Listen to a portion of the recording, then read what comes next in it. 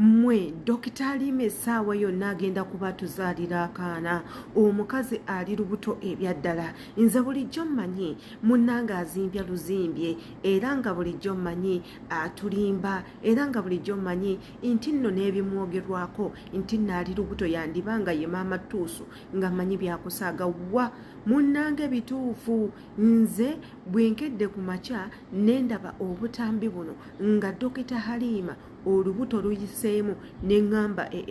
bannange bulijjo bino bituufu si kuzimba buzimbi olubuto tazimbya luzimbe olubuto si mmere wabula mwana awedde emirimu anti bwe yakoze akatambi ng'ali mu dduuka agula bintu bya mwana akina bugoye akina pampazi buno bupale bwa munda ono pawuda ono byangwe ono sabuni wa mwana ono bibaafu ono neti ono obusuuka bwa mwana ono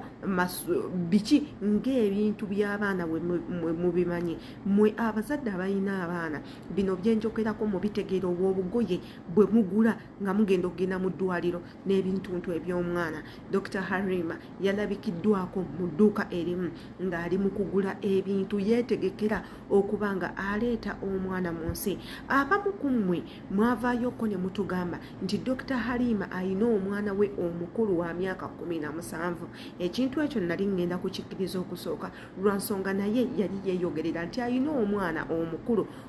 ate munnange nekigenda nekitegeerekeka nti omwana ono gwagamba abantu nti mwana we munnange nedda omwana ono mwana wa sisita era omwana oyo aba ayita Dokita Halima maama ate abalala ne batugamba nti nedda omwana ono muganda wa Halima owaddala nange natuulawo ne ŋŋamba Dokita Halima ku myaka gy'alina asobola okuvaamu omwana w'emyaka 17 ne ŋŋamba maama aba yatandika okuzaala nga wa myaka 11 nange nali nkiwakana wabula ng'ate njagala mbatwaleko mu butambi bwa Dokita Halima mu moments ze nga akyali lubuto tulindeko mpaka lwalizaala era ne waaba azadde era nsuubira nti nja kuvaayo wano mbagambe munnange Dokita Halima atuzaalidde omwana wabula ate kati munzikirize mbalageko ekyo ekiriwo ekyokuba nga ali lubuto ali ku buyembe abugaayo okufaako obufita buweeza watuuka ewali omuti gw'omuyembe wateeka akatebe tavaawo yenze Sheila adita subscribinga kwata ku notification bell videos nemukuyiteko commentinga likinga ku videos neno ate era tusooke tugendeko wali wembasuubiza mu butambi okwo tubuyiteyitemu ate era zikomewo Halima ine edduuka wenkuleese buli kimu weekiri nkuleese ku kizimbe kya Vienna room number VBC 205 bw'obanga otuuse mu kibuga ku mwana addako era nga tulina bye twagala bw'obanga obuzi omanyi omantaala okubanga essimu 0758 99 19 27 onfuna kati londa buli kyoyagala sente diriwo buli kyoyagala kati kino kyengenda okukola njagala buli musajja akikoere exiwe nkikoze mu kwagala nga sikakiddwa tomanyi okugula ebintu akaana kayinza okunfaananira nfuniramu awo gwe londa buli kyoyagala buli kyowulira nti okola ki kyoba ofaako kyakulonda tofa ku kya ssente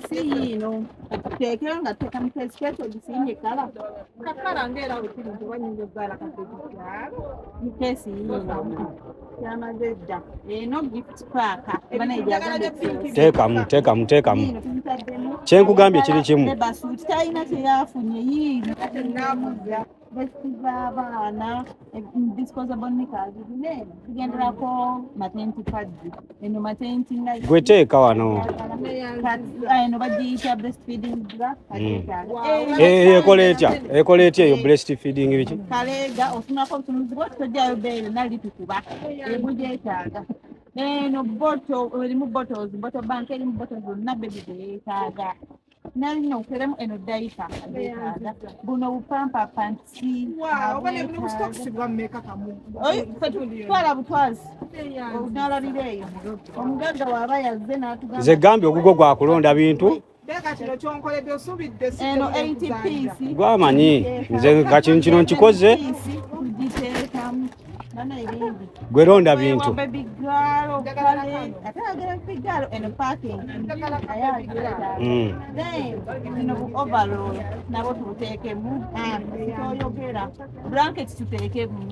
ekyo wali owulireko ekisiwa omuntu akikola menye likodi ate ngera kuwulira n'ez'omwami bwe tuva wano mu by'abaana bwe tuva wano mu by'abaana tugenda olondera omwami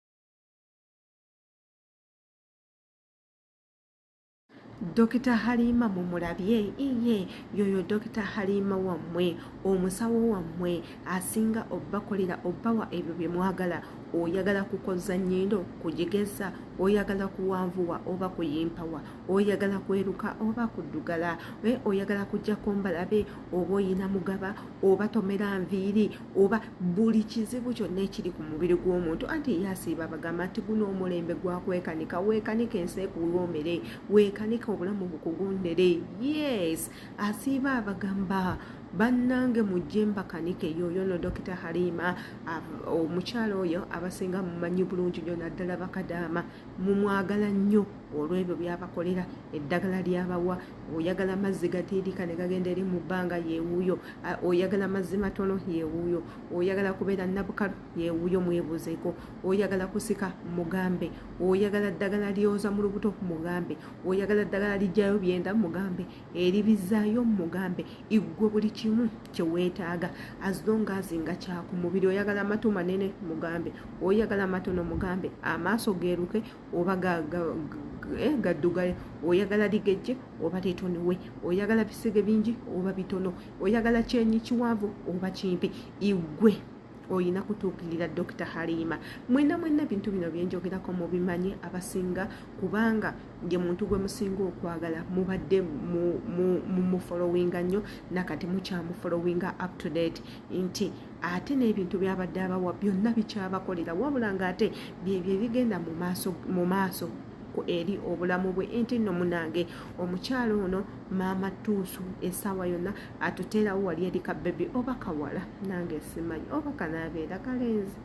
Mungu yamanyi naye nga kyetumanyi era kyetukakasa nti olwo olubuto lwa ddala si mmere agenda kuba nga atuzaalira omwana bebi wali byonna wabula ng'ate tuvudde mu ebyo abaana babadde bali bize nga banoonya omuvubuka pressure ku pressure era nga information twagibateyo wano ne batubagamba pressure abuze pressure bamusiba pressure bamuwamba pressure bino pressure bagenda kumutta olwa politics olwa bino olwa biri wabula ng'ate olunaku olwaliro wetwogerera tulina akatambi ke tufunye akamwana mulenzi pressure ku pressure nga waliwo amuguddeko pressure n'akakasa abantu n'abagamba mpuliddeko nti munoonya temunoonya bwe naabanze mbeetaaze ngenda kuba nga nzija amakulu gali nti pressure ono munaye yandiba nga abadde ayina waali oba seekyo ng'ayina ebibadde bimusumbuwa je ng'omuntu n'asalawo abeere off media asooka abeere off media for some time ndowooza amale okumaliriza ebyo ebimusumbuwa oba asooke akakkanye ebirowoozo n'obwongo bwe alyoke akomewo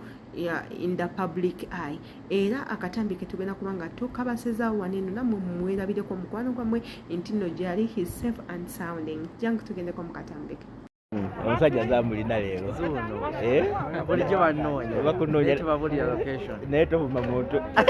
basonye leero tobuma muntu leero basonye abasajja naye tugeza no babulira gye tuli omanyi bannoonya naye obwedde oli mubisi tulaba bakisife balungi abasigadde be bamanyi oyo nno ye pressure ku pressure serulungi w'abakadaama favorite w'abakadaama omwami w'abakadaama gwe basinga okwagala ennyo pressure ku pressure yekyamuleeta ku social media yajja mu ngeri yakuvuma